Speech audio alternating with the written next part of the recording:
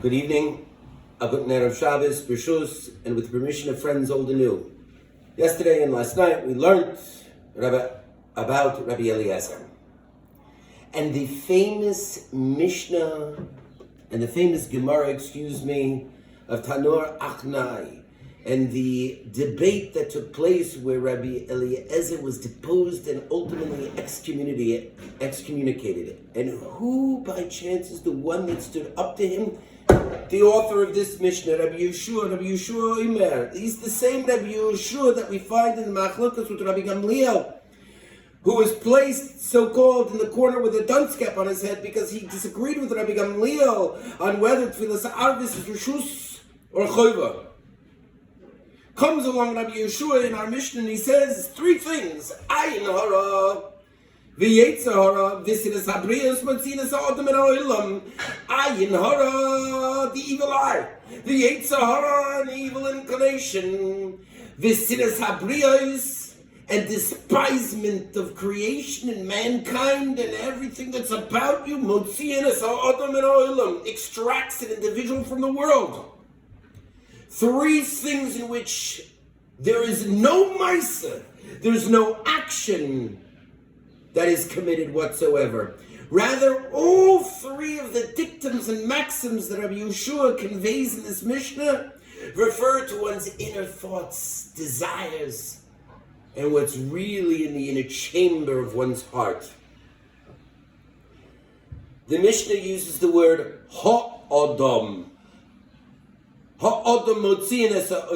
that these things extract an individual from this world. Ha'adam, to designate a person. So the Zohar points out that this term refers to the highest level of man, namely a tzaddik, a righteous individual. Therefore, even a tzaddik, even a righteous person with these traits would be removed from the world. So I ask the following question: how can a tzaddik even possess these traits of ayin hara, yetzer hara, v'sinas habriyos? It's antithetical to the very mahus and raison d'etre of a tzaddik. So I think the answer lies in this that we see all around us all the time. Because what we observe is what has been called by the Hasidic masters and from our Yiddish folk tales, a tzaddik in pelts. The Kotzker Rebbe once said, if it's freezing outside, there are two options for the individual. One, you could build a fire, and two, you could wrap yourself up in a fur coat. In both cases, the person becomes warm as a result of the action, either building the fire or wrapping themselves in a fur coat. But when one builds a fire, Aboisai, all who gather round will be warmed. But if you're wearing a coat, only you are warm. Notice the terminology of the Mishnah. Ayin hara, an evil eye. A person who looks askance at others just with one eye. But not with two. Not to see the entire picture.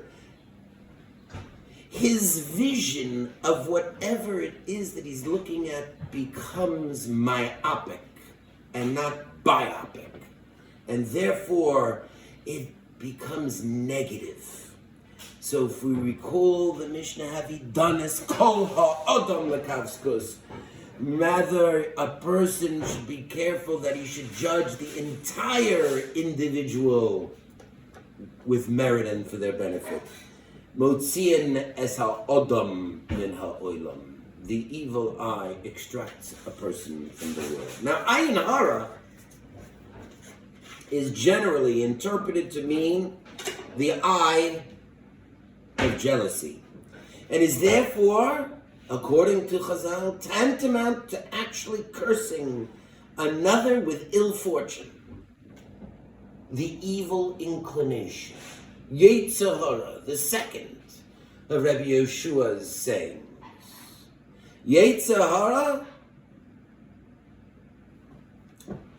The greater the stature of a person, the greater will be the effect of the evil inclination and the Yetzer Hara on that person, in order to entice him and bring him down. Yetzer Hara, the evil inclination, it is related that the Brisker of was once asked another Yeshiva Rav Wosner to describe the uniqueness of the Chazon Ish. By the way, you should know, when I was learning in yeshiva, just as an anecdote and as an aside, I used to have round glasses. And so one day, another yeshiva bacher came to me and he says, Yehuda, hamishkafayim shlecha lo yeshivish. So I responded, HaChazon Ish lavash oto sugei mishkafayim. The Chazon Ish wore the same exact type of glasses. And he's turned to me and he says, Ata lo HaChazon Ish. You're not the Chazon Ish. So let's return. The Brisker of once asked Rav Wosner to describe the uniqueness of the Chazon Ish. His response was that the Chazon Ish was a man, he was an individual, without a Yetzer Hara. He had no evil inclination. He was pure as the driven snow. He was perfection personified. The Brisker of declined to tolerate such a perception of anybody, let alone the Chazon Ish. The Gemara in Sukkah notes the following, that the greater a person, we mentioned, the greater is his Yetzer Hara. Ki yetzer leiv ha'odam ra min urav. Because the inclination of an individual, even from his birth and even from a young age, is evil, it is bad, it is wicked. And as the Gemara in Sukkah says, Kol hagodol mechaveiro, anybody is greater than his friend. Yitzro godol heimano, his inclinations are also greater. And remember, Rabbi say that adage that everybody knows. There is no such thing as a perfectly righteous individual that never commits any error whatsoever. Therefore, Pashut, the Chazon Ish must possess a Yetzer Hara, but he overcomes it each and every day. There's a distinction between possessing something and being influenced by something. My father gives the following analysis. How does one mute the power of the Yetzer Hara?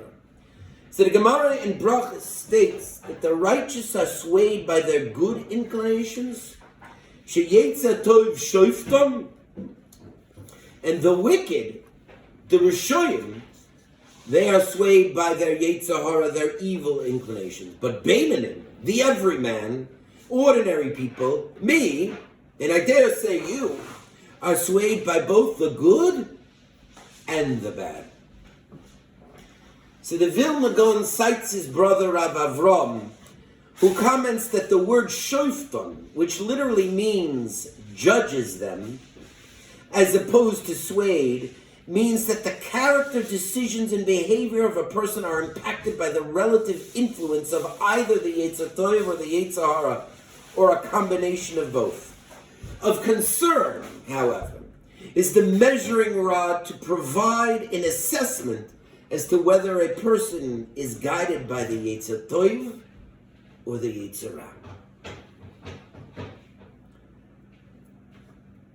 The Gemara tells us in Kedushin, Borosi Yetzer Hara, I created, HaKadosh Baruch Hu says, I created the Yetzer Hara, the evil inclination, the Borosi Torah Tavlin, and I created its antidote, Torah.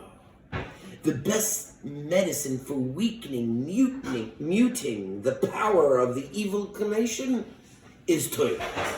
If you occupy yourselves with Torah, you will not be delivered into its filthy and wicked hands. This suggests, my father, that a Torah sage has weakened the power of the Yetzer Hara through his Torah knowledge. As such, the Talmid Chacham would be most likely influenced by the Yetzer Tov whenever it comes to whatever decision tree that the individual comes to. Barosi Yetzirah, I created a Yetzirah. V'barosi Torah Taflin, and I created its antidote. Comes along Rabbi Yeshua and tells us in this Mishnah, Ayin Hara, V'Yetzirah, V'Sinas HaBriyah, Moitzian Es HaAdam Min HaOlam. To this adage of Rabbi Yeshua, to these three bad omens of a person's countenance and character in life, we daven every single morning. Yehi Ratzon, may it be the will of Hashem, Shetatzilenu Hayom, that He rescues us this day, Ubechol Yom, and every day, Me'az Ponim, from a person who's angry, Me'otom Ra, from a bad individual, from a wicked individual, Me'yetzirah, and from the evil inclination, Ume'ayin Hara, and from the evil eye. A good Shabbos to all.